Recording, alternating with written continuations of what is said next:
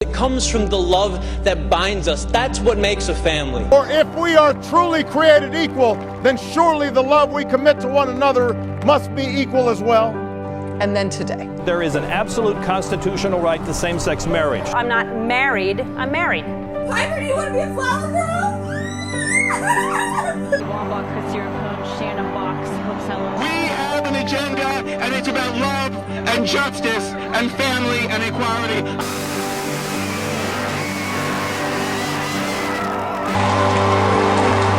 It's the day I finally get to look at the man that I love and finally say, will you please marry me?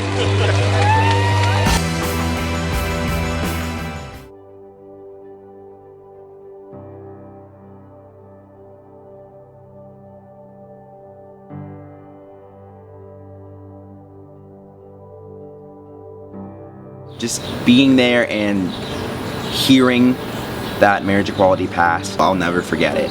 I was like about in tears. I mean, it was just an amazing day. It was just so ecstatic, and I felt really, really proud of what we had done. I saw a picture of Joe Biden in a rainbow cape, and you know, that lasted for about a day, and then all the stories about the circuit clerk denying marriage licenses to people kind of brought me down. Governor Pence passed the Religious Freedom Restoration Act, which kind of was, yeah, that was my face about it too.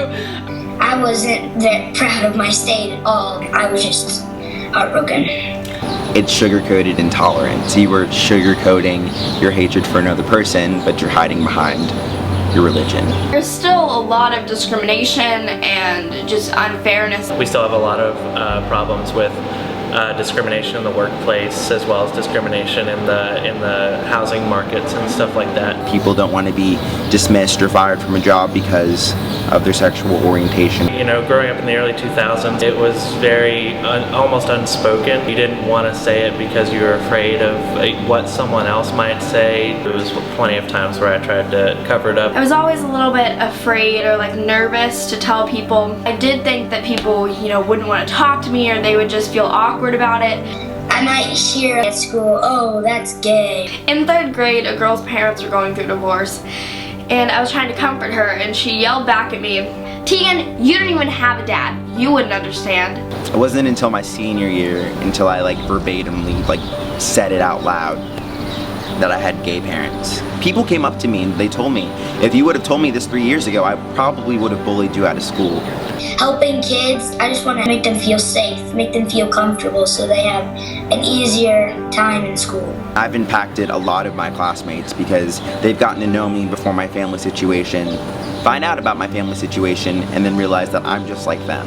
And then at that point, it doesn't matter anymore. I didn't know it was any different. I mean, it's my parents, they loved me, raised me. I figured that I should be open about it. We're all deserving of a loving home, and Tyler and I wouldn't have had that had our parents not adopted us.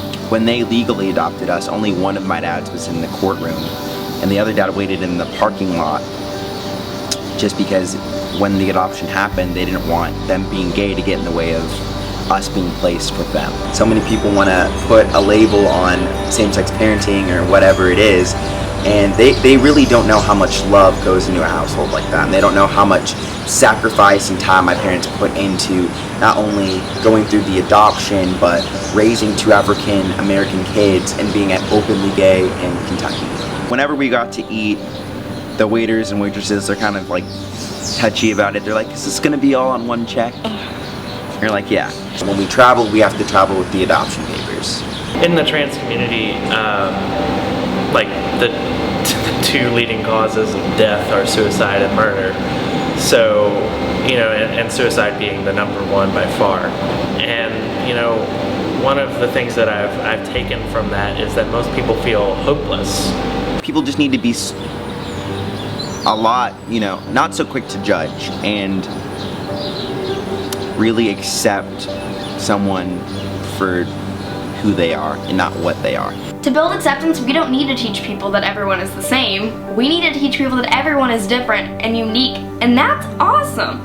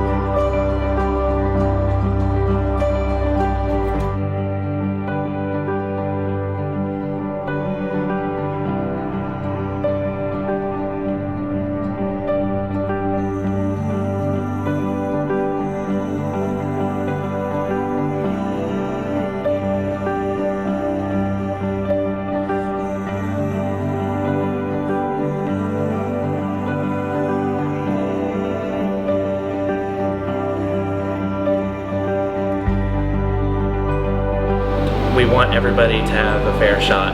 We need to keep going and keep fighting so we can keep everybody's spirits lifted and keep everybody safe and easy and good for the next generation. It's never done. We have to keep going.